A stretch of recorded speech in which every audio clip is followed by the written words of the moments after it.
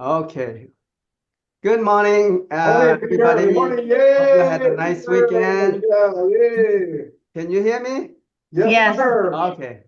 All right. Well, I have to thank the people who came to our award ceremony on Friday. It was a really good one, although it was we didn't have such a big crowd as we used to have last year. But we have about 20 people. We had a lot of good food, a lot of mingling to do, a lot of chat and wine and the exotic food in our race 36. How was that, And Michelle? we had a very good time, and I hope that all of you can join us next year. Okay, let's make it a promise that we'll do even a better one next year. Okay. All right. Now, as you know, that Nancy will be our affiliate spotlight today, and she'll tell you everything about the title and she always have a very good tip for us. So we're looking forward to that. And before that, I would like to introduce the other affiliates. Let's begin with Sandy Franco. Yes, Sandy. Andy. Good morning, everyone. I'm from Minnesota.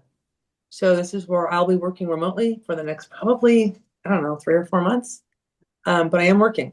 So I'm going to pretend it was like COVID time. We all got stuff done during COVID. We all know we can work remotely. I got a team of my partners on my team. I've got Angie, I've got Brandon. If you need something, these are me.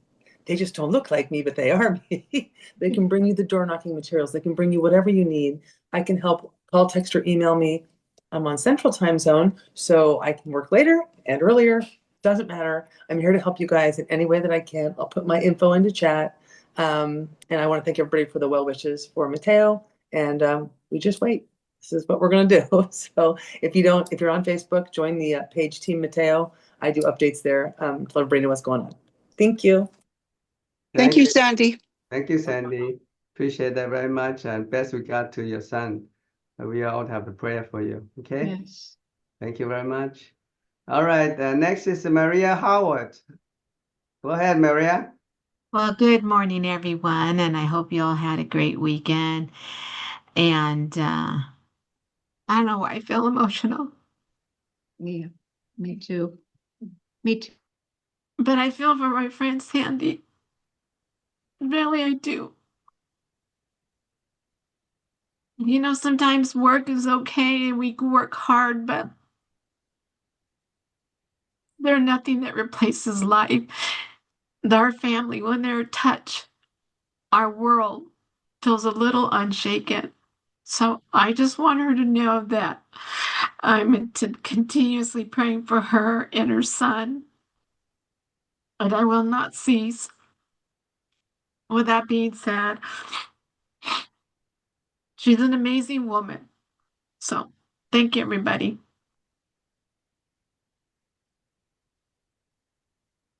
Thank you, Maria. Appreciate your thoughts and your prayer. Okay. Well, next, let's welcome Angie Tang, first American title. Angie, go Thank you, ahead. guys. Maria, that was awesome. Thank you for those words for Sandy. I know it means a lot to Sandy. Mateo will be good. All our blessings are out there. I still have the holy water for you. So, so we're here helping. So I know, Sandy, if you need door knocking material or any farm stuff, we are here to help her in this time. And title-wise, Nancy's going to be talking about title today. I'm in the title world. We all do the same thing, but keep in mind that life is precious again. So it's all about family. We work hard for our family. This is how we work. I know Peter can attest to that because I know him and Shumei have worked very hard Yeah. to put the kids through school, Harrison through school, because that's a very expensive school. So family is everything. We work hard for our family, and we're here to assist in helping that go into fruition and get those escrows for you closed and to collect the data for farming. So this is what we do. This is title. And Sandy's here to provide all the door knocking material and all the good stuff. So between all of us here at the High 10 family, we're able to move them more, get them more listings, and Peter will be very happy. Angie Tang, First American. Thank you. Thank you, Angie. Thank you. Appreciate it. Okay, we have another eagle from First American, Brendan Saransky. Good morning. Good morning, everyone. Hope everyone is doing well. Sending love to Sandy. You're my work mom, so I'm here for you. So something that has come up recently, and I don't know if any of you have come across this, but I've had a couple of agents that are selling lots in the Altadena and Pacific Palisades area. So a lot of agents are a little confused on the AB 38 compliance when it comes to these lots, because a lot of these lots have been checked, but obviously the structures have been burned. The rest of, the trees and a lot of those were damaged. And so when it comes to the compliance with those types of lots, just really take into consideration that the Army Corps of Engineers compliance supersedes AB 38, right? Because a lot of the AB 38 was done prior to the fires, or ones that have been done since the fires. A lot of those lots are burned out, right? So at the end of the day, what you're looking for is the compliance from the Army Corps of Engineers. If you do fill out the FHDS, that is just letting the buyers know that they're going to be responsible for the next year, right? So that buyer within the next year, once those homes start to be rebuilt, we don't know, obviously, timetables with a lot of these areas because we're still waiting from permitting for a lot of these cities. But just be aware that AB 38 is separate from the Army Corps of Engineers compliance, right? That compliance check that they provide. So if you have questions on this, please reach out. I'm here to help you guys. And I hope everyone has a fantastic week. Thank you, Brendan. Thank you very much. All right, we have Alba Moy in our training room. So, Alba? He's coming up. All right, Alba, thank you. Oh, good morning, everybody. Good morning. Wishing everybody a great week. And it's the last week of July, so make it the best that you can, okay? And be productive. And our thoughts and prayers with Mateo and Sandy and the family. Have a great week. Thank you. I love to see Alba because every time I see her, we have a check in her hand. Yeah. So, I always welcome Alba, right, Alba? Thank you. Yeah. Oh, yeah. Thank you very much. Okay, is there all the associates other than Yes. Nancy? Me, I didn't come in. Oh, Came in yeah, late. okay. All right. I'm sorry, Mary. That's okay. Go ahead, Amir. Everyone. It's Marie with Contempo Escrow here to help you grow your business. So where are we in real estate right now? I think, I always try to give you guys the real of what's going on. I think we see some slowdown. I think the market is probably trying to correct itself in whatever format of what our new normal is. People are still buying, but it's slower. There is inventory out there. So the buyers are trickling in. I think they're kind of sitting on the side of the fence to kind of see where we're going. But then there's those buyers who don't care and they're still buying. And there's sellers who are still listing. So what I always say out to you is always reach out to your spirit influence. There's people who change lifestyles daily, divorces, moving, children moving out. So circumstances change daily. So continue to talk to your spirit influence, your church members, just let people know what you're doing in real estate right now. Is there anything I can do to help you when you do get listing appointments? If you have questions on listing appointments, please feel free to call me. I can prepare the net sheets for your appointments. I'm always going to tell you guys to always look out for your mobile homes. Those never change. I see a lot of mobile home purchases because people are just not affording real estate right now. So wherever I can help you grow your business, feel free to call me and have a great rest of your week. Yeah, thank you, Mary. Yeah, I think you're right. The real estate has been slowed down a little bit. But it's actually to the favor of buyers. Actually, buyers has more chance. They have more bargaining power now. So the tide is finally turning to their favor. So I hope that will generate more sales for the buyer side. Okay, I think this is all the affiliates. So let's welcome affiliates spotlight today. Nancy Chen from Lawyer's Title. Nancy, go ahead. Good morning, Peter. Thank you, Peter, Michelle, and everybody. This is a great group of people. We do care about each other, and we care about business at the same time, helping each other grow, helping each other make money, and give compassion and care and love to people. And without people, we don't have a business. Real estate is a people business. They're buying their new home. They're buying their first home. They're now there's a lot of seniors. They're scaling down. There a lot of probates right now, and a lot of people are selling their parents are passed away. So I'm going to talk about a couple of things that I think the most important is that the preliminary report.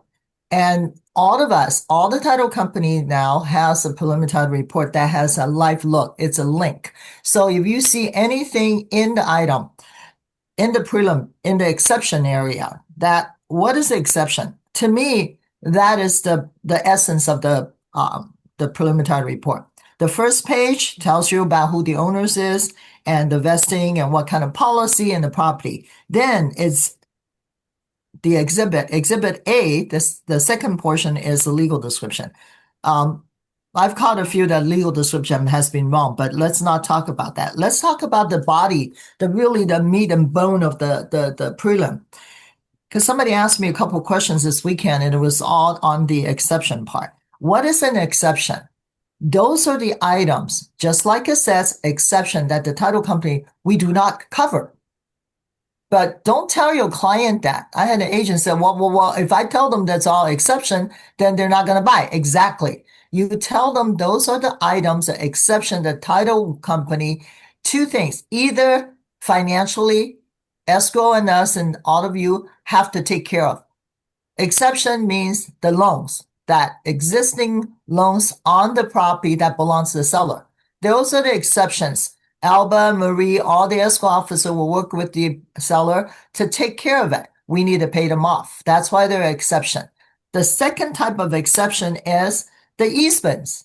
We don't insure against easements. We will what? Disclose it. So those, like real estate, you all have to sign disclosure, right? Seller has to sign disclosure. Title, this is our disclosure portion. We disclose what is on there that affects your interest on the property, your access, right? The public utilities, the gas, the water, the road easement, the in and out driveway easements. Those are all exceptions. We tell you they're exceptions is because we don't cover it. We disclose it. We let your buyer know what they're buying, what is on their land. And now we have a lot of people building ADUs. You have a buyer. Let's say Lucy has a buyer that comes in. Hey, this is a big piece of land.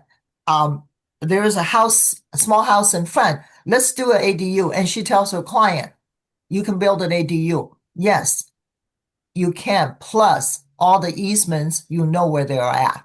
So as a buyer's agent, if your client wants to, you know they're going to build or remodel addition, the easements are important. And what you need to do at this point, if you have a buyer that wants to build, we do this for free. All the title company does it. You tell the title company, we need plotted easements. And I'll send a sample to Michelle so Michelle can share with you guys a sample of what a plotted easement looks like. So I'm looking at a prelim, there's 4 easements. So what we do is we will draw a map, a plat map that's different from the county's plat map. And we'll put color coded. There's 4 easements. We'll put the items, 1, 2, 3, 4, whatever that's on the prelim. And then we'll color code each easement different color. We draw it on the map exactly. So if there's 4 easements, we'll give you 4 different color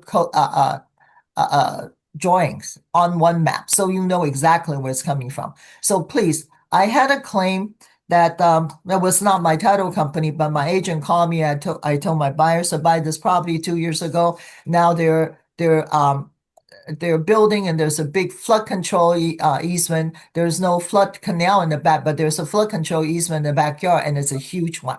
And I said, well, did you order the prelim? Yes. You know there was a prelim? Yes. Did you order a plotted easement? They say no. We don't order it until you tell us, but please, I will tell it as a customary thing to do. Just tell title company plot all easement. It's free. Why don't you take advantage of it? Don't be afraid to disclose anything that's a fact. Peter and I talk about these. If it's a fact, disclose it. Okay? They might say, I don't want to build now. So you say, oh, they don't want to build it. I don't care. But what if a year later they say, I want to build, and they found an easement? They say, wow, Nancy, you should have asked for the plot easement. You didn't protect me. So when it's a free service, get it. You know, when they go to court, they will say anything to win. So I don't want agents to get into that. So the plotted easement is very important. And I do it for all my investors. I have a few builders client, and that's automatic. So call your title company, call your escrow. Escrow can request for you. It gets sent to you. I think it's done 3 to 5 days, you'll get it. But a word of warning, there are easements that we can't plot. We can't locate it. So it's not anybody's fault. It is just the way it is. But it's one way to protect you in case you have a buyer that wants to build later. Okay. So the exception, the Schedule B are exceptions. Exception, to go back, is that these are the item we list there for 2 reasons. One, if it's money or deed of trust and stuff, there are exceptions because escrow and title will pay it off. That's why we put it in as exception. So the escrow is looking at this. Now escrow knows what to do.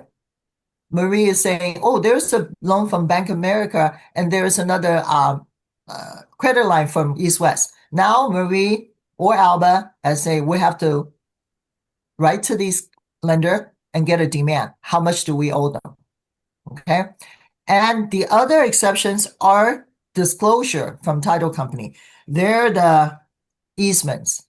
There might be on commercial, we will say unrecorded lease, right, Peter? And you'll see the unrecorded lease. You want the seller to give you all the lease and the estoppels. So these are the things that we don't have the leases. We know it's a shopping center.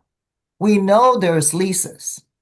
So we'll say that in the exceptions. Okay, so don't be afraid to see all the stuff that's in the exception Schedule B and get all bent out of shape. Call the title professional, call your escrow. You have great escrow company that works with you. These people has been in business a long time. They know what they're doing. And these are the things that I want you to know about.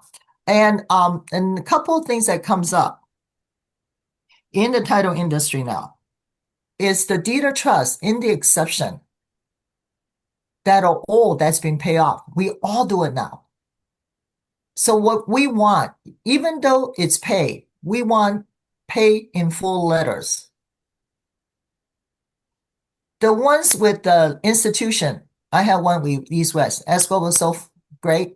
The seller doesn't have pay in full letter. She wrote to East West, asked for a demand. The demand came in 0. Then we know that's payoff. You know why we do that, Peter? In the 90s and the 2000s, there were a lot of, when there was a lot of foreclosure and short sale, there were a lot of fake reconveyances. They were forged. So that's why we want the sellers to give us a pay in full letter. This one, the reason this one. Sorry, I have to interrupt. So that's Yes. The seller's letter is an additional to the full reconveyance? Yes, we see the deed of trust, and then we see a reconveyance, full reconveyance. We still ask for the pay in full letter. The seller gets it. The bank sends it to them. So now tell the seller, we didn't do it before, but because there's a lot of forged reconveyances. But a lot of them I can distinguish. My company and I was 100 years in the business with my 2 advisory TL. We know who was signing for East West or Chase or Wells Fargo years ago. So we'll look at the signature because we know them. We have a history, so that experience helped us. So sometimes I say, hey, Mike, Phil, look at this. I think these people were the ones that were signing reconveyance for Wells Fargo then. They'll say, that one will pass. So we individually, we can make distinctions by our experience. The other one that I wanted to pay in full letter last week was, it was a 2017 loan. 2017, and it's a $800,000 loan. You don't pay it off in 10 years that quickly for any kind of first deed of trust. So we're going, okay, that's too short a period. It's 15 years, 20 years. Why is it within 10 years? So the bank, the escrow wrote to the bank, we got a zero demand. And they're pretty good about it.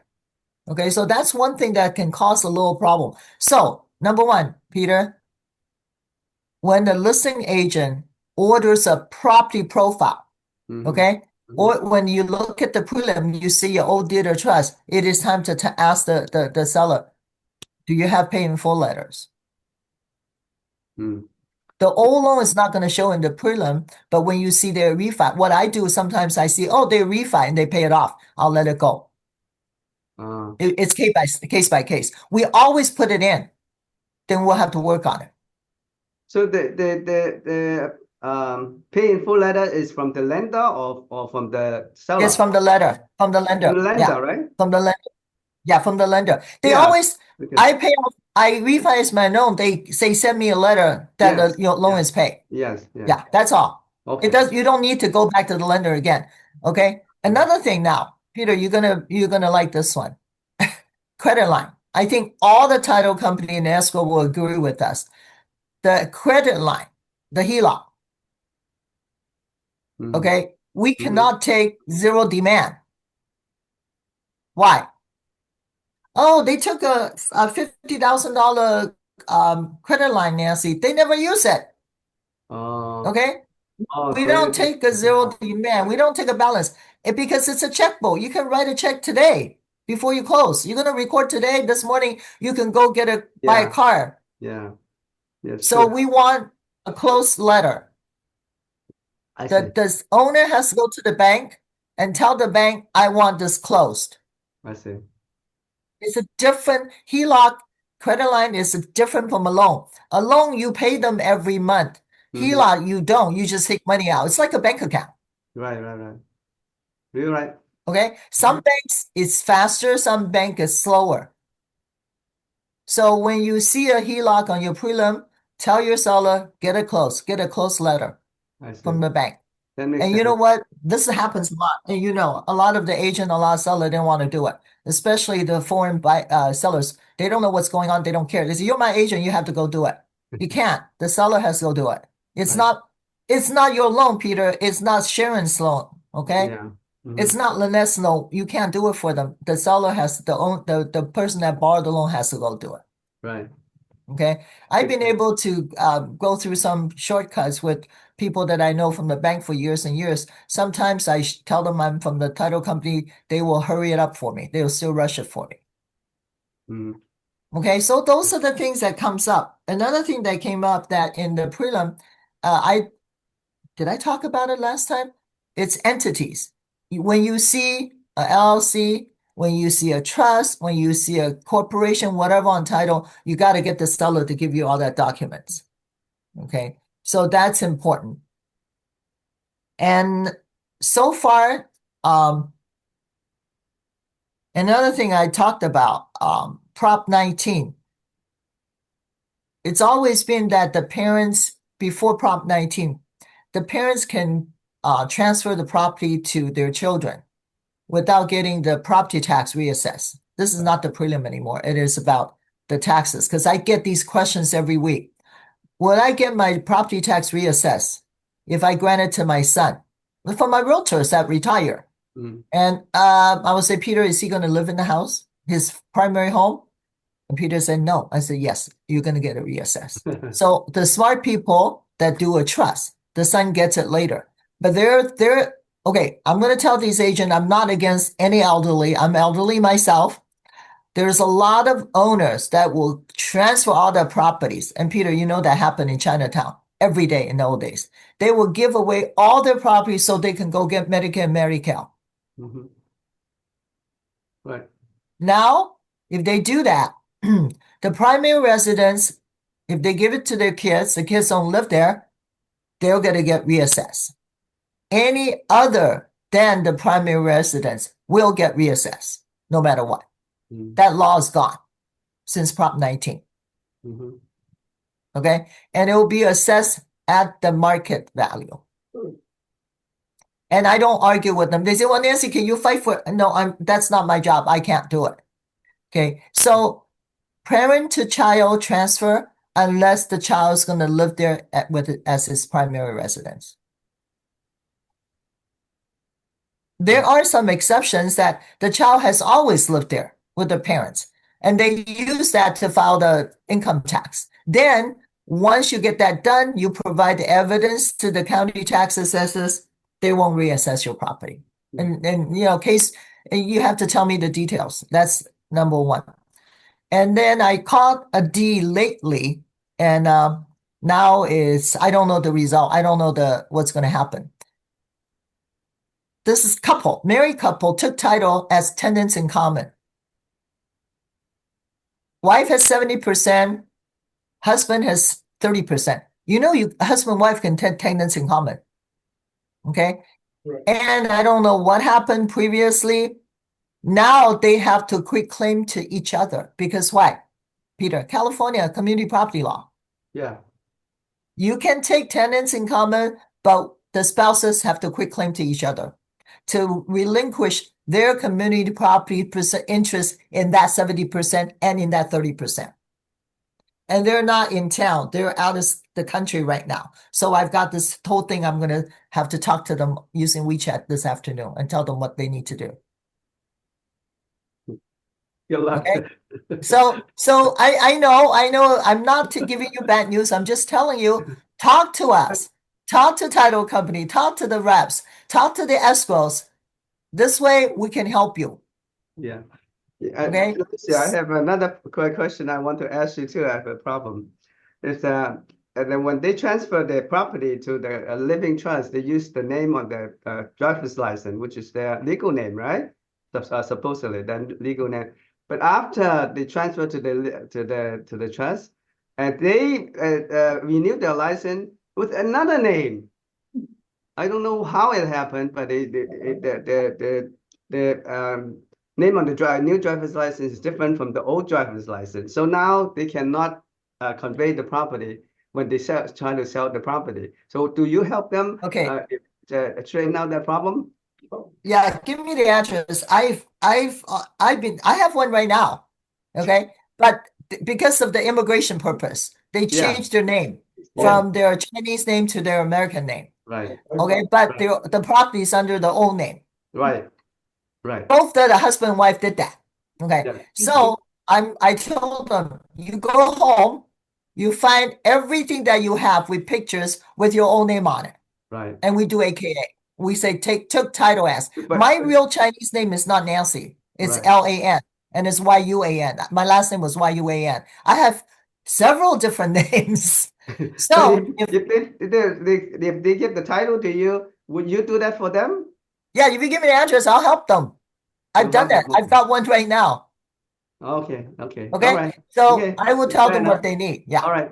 Thank you. You're welcome. So, Peter and I go back a long way. So is Michelle. So anytime you have questions, I've been doing this since 1981, end of 1981, 82. And it's been a really wonderful journey. I've become a better person because of this business, because I understand how this whole thing works. Before, I was a research librarian working at a chemical engineering firm. I didn't know anything other than what I was working on, that project. So this is really rewarding and made a lot of good friends. So if you have any questions, for agents, do not afraid to ask questions. I used to ask my boss so many questions. I think he hears me calling him. He's like cringing. What does she want now? So ask questions and we're all going to help you. And it's the ones that don't ask questions that's going to get in trouble. And Michelle and I talked about that one time. Ask us questions. We're here. Even if it's not our deal, we're happy to help you. Life is, and I tell the kids, when you have a lot of knowledge, and if you're not willing to share, you're not willing to use that to do something with, you don't have anything. You don't owe anything. So thank you so much, Peter, Michelle. I think my time is up and I talked too much. you. But Nancy Chan, lawyer's title. Thank you. Thank you very much. Thank you. Yeah. Nancy, Nan- can you hear me? Nancy, Yeah. Yeah, I'm sorry. Steve. Steve. Oh, Steve Hayashi. Yes. Yeah, I have one question regarding what you said about full recoverance. If this full recoverance is recorded, do you still need the full payment later? Okay, Steve, we always put it into the prelim, but when we look at the deed after it's a procedure, we always put it in. Case by case, I've been able to waive a few of them because I know the signer. I've been around 45 years, 44 years. This is 45th year. So when we went through the foreclosure stages and stuff, I know who signed for certain banks, so I can waive it. It depends. Well, my question is, if this full recoverance later is recorded, do you We still need it. that? We still need to pay in full letter. Oh, still need. Okay. We put it in as the standard way we put in. Then we'll look at review each one because there were too many fraudulent reconveyances in the 90s and the 2000s. yeah, that's crazy. It was crazy. And you know why the title company does it? We got hit. We had to pay the deed of trust off. Yeah. Oh my God. Yeah. Thank you, Steve. Thank you. Okay, thank you, Nancy. Very useful. Yeah, Nancy is very good at helping our agents. So don't feel bad telling her personally. She welcomes that. So thank you very much, Nancy. All right, and with that, any other affiliates that came in late, I want to speak at this point. Okay, if not, we'll go on with our business. I have a couple of announcements to make. This Wednesday, we have a very, very useful 1031 exchange that we're waiting for over a month now. Yeah, last time they gave us a 1031 exchange a little bit more than a month ago, and they went into the preliminary 1031 exchange, and it was very useful. A lot of agents like that. And so now this time they're going to dive in even more into the 1031 exchange, and including the Delaware Statutory Trust, which is like DST, known as DST, which is another vehicle to accommodate the 1031 exchange. It will be very useful for some of the situations, and I can guarantee you this is going to be a very interesting seminar. So I encourage everybody to attend, which is this is Wednesday at 1 o'clock, lunch and learn. Okay. Now this Friday I will continue with the training in car form in the commercial leasing. Michelle will be teaching that, and it is a good time to brush up your technique in leasing as the commercial leasing is getting more and more popular, and a lot of our agents are doing commercial leasing now. And so I told everybody that the commercial leasing can be lucrative. If they have a long lease and a big amount, it's just as good as selling a house. So I would encourage you to get into it and get yourself prepared for it. So this Saturday, not Saturday, but Friday will be a good time to brush up your technique and documentations for commercial leasing. And this will be particular in car form. As you know, you can use two kinds of forms. One is car form, one is AIR form. So get yourself familiar with those two forms, and I can guarantee you that you'll be prepared for commercial leasing. Okay, so that's all the announcement for today. And Michelle, can you tell us what's happening in our office as far as business is concerned? Yes. Hello, everybody. We have some new escrows to report. 419 Chandler, unit number 415. Nina and Tatiana double-ended that at 718,000. Chandler number 515. Nina and Tatiana were the listing agent at 728. 2319 Merced Avenue in South El Monte. Juan did a commercial lease, and as Peter said, these are very lucrative. The value of that commercial lease was $541,000 that he gets commission on. So it is something that is good to pick up as an additional profit center for you. 330 North Garfield Avenue in Alhambra. Christine Finn, it's a commercial. Put it in escrow at 1.950. 920 Granite Drive, number 316, 1.735, a condo. The selling agent is Amelia Swab. So congratulations to the new escrows. And now we'll go to the new listings. 7925 Valley View Street in La Palma. That will be a commercial lease by Christopher Shu. 168 South Monterey Street, number 403. 910,000, a newly listed condo by Nina Shu. 193 West Las Tunas Drive, San Gabriel. It is a commercial building with Lily Young, 1.628. 227 Pomeroy Street in Pomona. Alden Lai, it's residential at 799. 1688 Locust Street in Pasadena, 985 residential, Lucy Clark. And Garvey Avenue in South El Monte, that is Lucy Clark. It is a commercial building at 4.2 million. So congratulations on those new listings. And we have closed escrows. 3312 Evelyn Drive in Rosemead, an income property closed by Alden Lai at 1.450.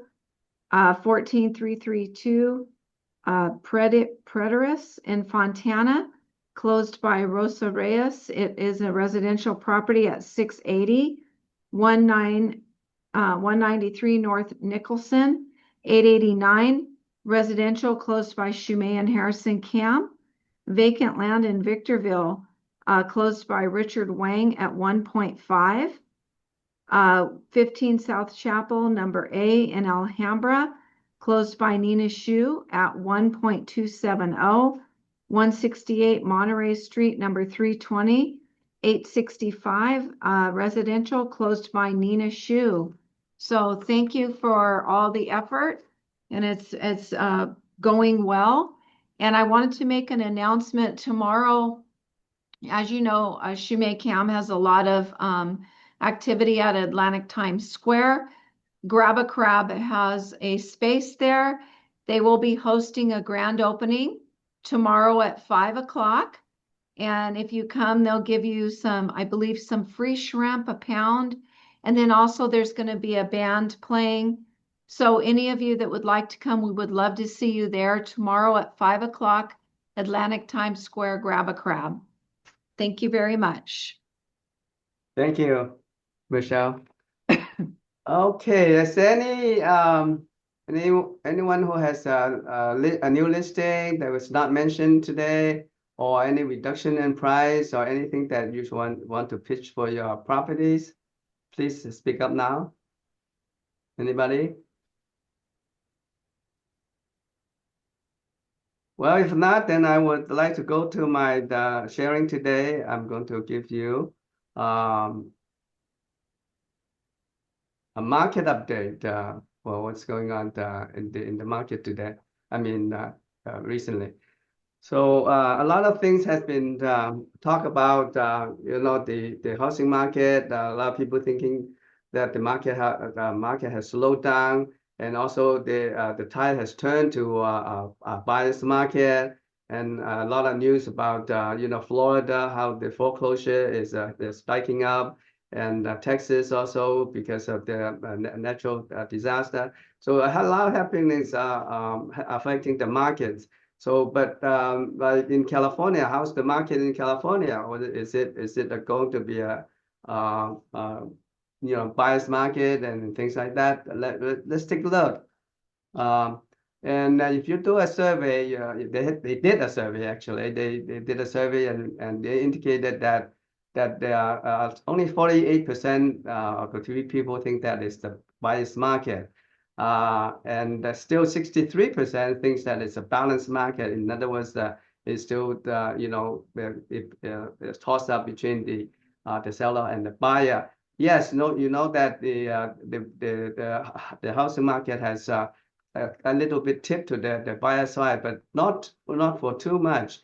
They have a little bit of bargaining power, but still the seller has the advantage of being not too many inventory in the market, so they still holding the hands are pretty tight. So it's still a balanced market. In some of the limited occasions, you may see that the buyer has some advantage, but not too much. So don't expect the seller will negotiate, a substantial reduction in price, maybe 4%, 5%, but anything over the 10% is questionable.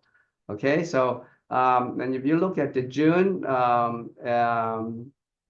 of last year and June of this year, comparing the month on the of the supply, you can see that in June you have 3 months supply, and in 2024, but for the June 2025 it's 3.8 months. So it's not a whole lot of difference. It has increased a little bit of the supply of the houses, but not by a whole lot. Um, and then if you look at it by listing by month, you can see that for June, the supply of the house supply kind of spike up more, but it's still not to the point that it was really favoring the buyers. So.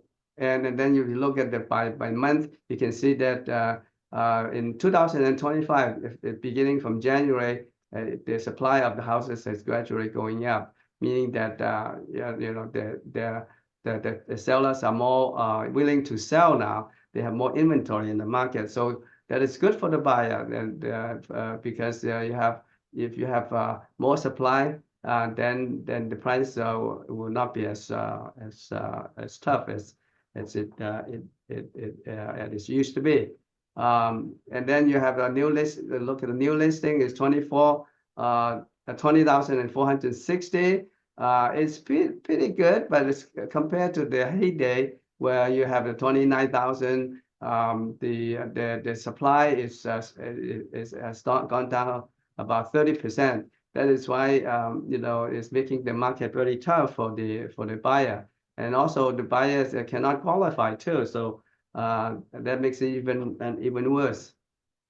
And then if you're looking at the delinquency and talking about the foreclosure,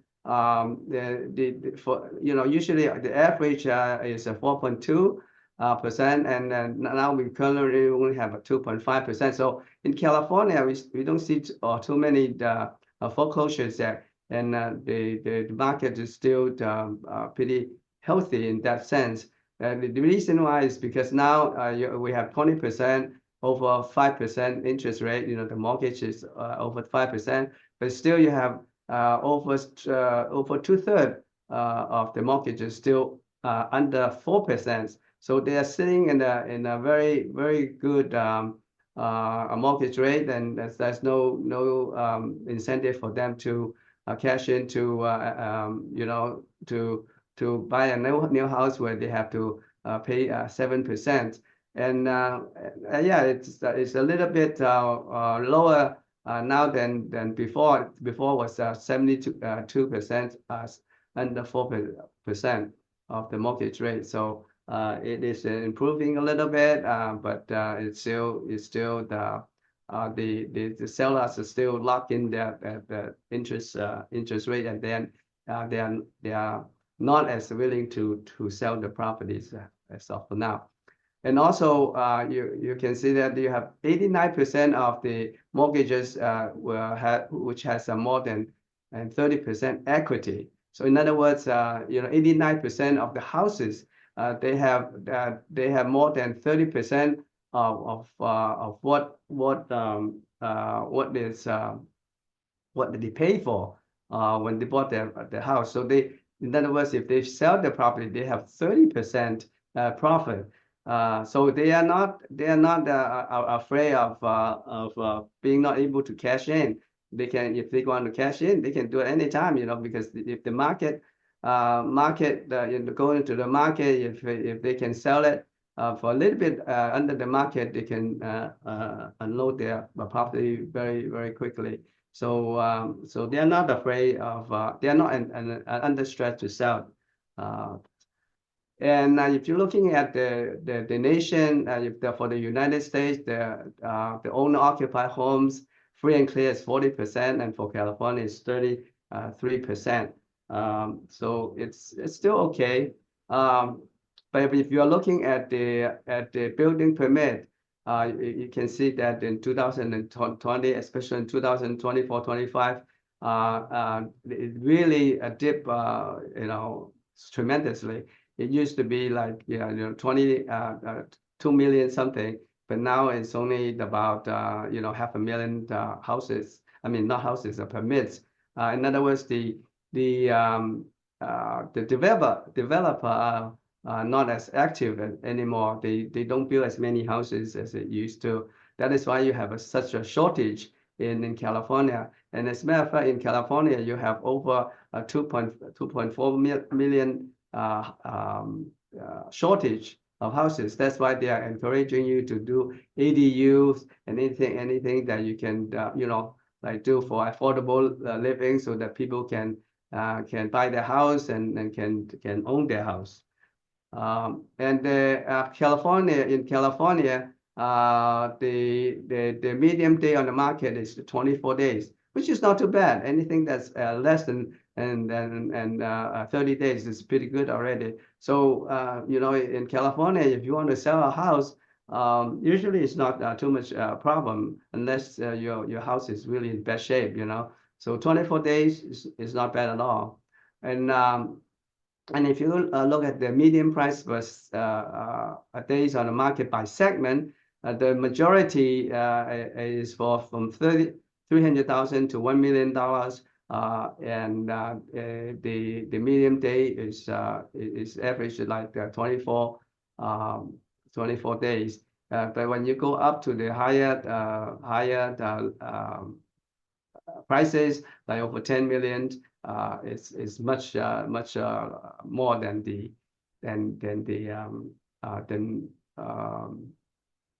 the other segments.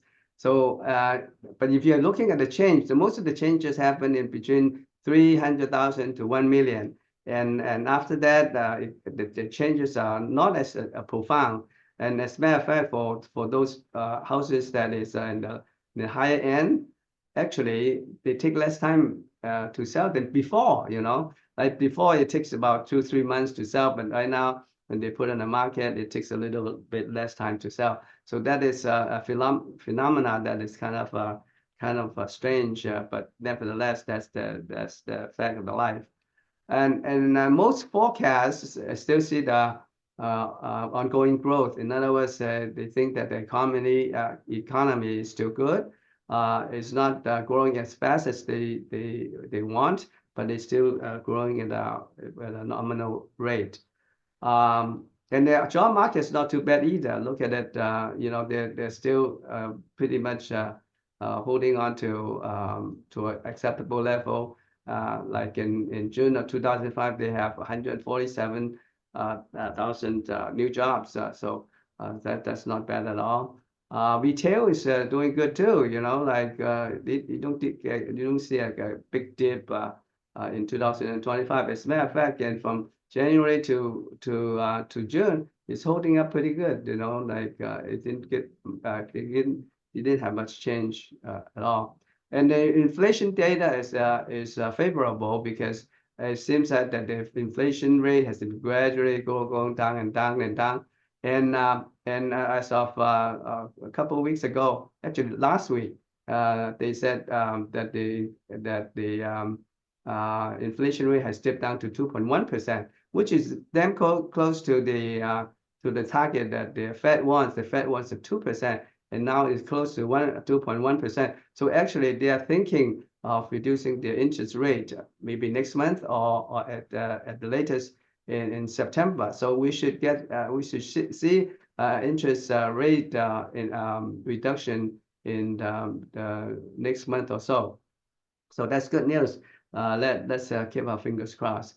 And the fixed rate for 30-year fixed rate is hovering at 6.72%. And hopefully by if the Fed reduce the interest rate, that the mortgage rate will come down a little bit as well. So and if you're looking at the projection for 2025, the mortgage rate is 6.8, and 2026 probably at about the same, and then the gradually will go down to about 5.7 in the long run. And for California, the median price is standing at $899,560, and it's a reduction of 0.1% month to month and 0.1% year to year. So actually, we didn't see much of a price reduction for the whole year last year, and it's actually only 0.1%, which is negligible. So the price is holding up there, and of course, people are thinking that the prices are going down a little bit, but not by very much. Maybe 5% at the most in the next year. So. And if you're looking at the picture of affordability, you can see that the median price home is selling at $903,000. That means, and with the median household income of $110,000 a year, it takes you 8.9 years to buy a house.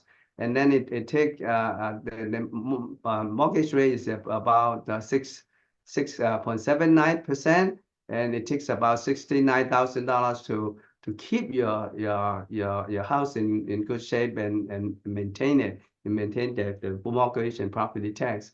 And only 68% of the people can afford it. And if you look at if you look at the affordable price, it's only $475,000. That means an average person in California can only afford $475,000 house, which is far from 903,000 median price home. I mean, it's kind of sad because then no longer the American dreams exist. I think. At least for buying a house, it's very, very challenging for new home buyers. Not a good picture at all. What happened? What happened now? Okay. Okay. Now, if you look at the survey, and do you believe that home prices in California will fall in the next 12 months? Only 19% think the price will increase. 61% think that the price will fall by the 0.5%, and only 20% will think the price will fall by 5 to 10%. 2% of the people think that the price will fall by 10 to 20%, and nobody would think that the price will fall by more than 20%. So the prices are still holding up pretty good there. So if you are thinking about buying the houses, and this is the figure that you have to go by. And actually, I want to talk about this 30 years fixed. Right now is as of July 9th, 2025, the rate is 6.72%, and then and this is a long-term trend of the interest rate.